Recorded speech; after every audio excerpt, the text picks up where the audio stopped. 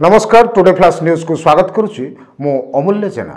आसंतु देखिबा आजिर flash news. Today flash news. Itabhati निकटस्थ काजू बगीचा भितरे मृतदेह उद्धार कला गंजाम पुलिस। हिंजली थाना अंतर्गत खरीडा ग्रामर निखोज युवक श्रीकांत सेठी मृतदेह को इटाभाटी निकटस्थ थिबा काजू बगीचा भितरु पुलिस ठाब करिछि। परिवार लोके हिंजली थाना अभियोग देवा सह परदिन शताधिक लोक हिंजली थाना पहुंची निरपेक्ष तदंत दाबी करथिले एवं पुलिस मध्य संध्या सुधा मृत श्रीकांत को मृतदेह उद्धार करथिला।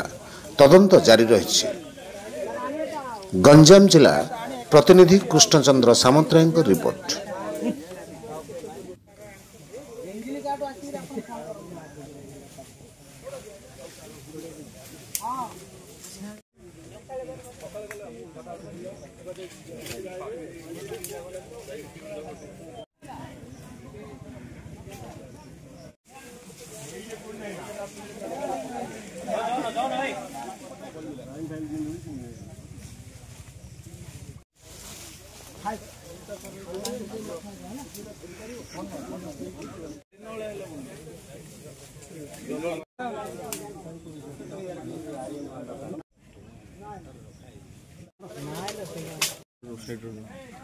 यह कार्यक्रम आपण को केमती लगिला निश्चय जणाइबे। नमस्कार।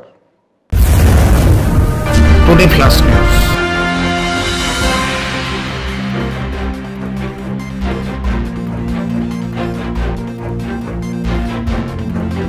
Hi friends, please like, share and subscribe Today Flash News. Bye bye. Today Flash News.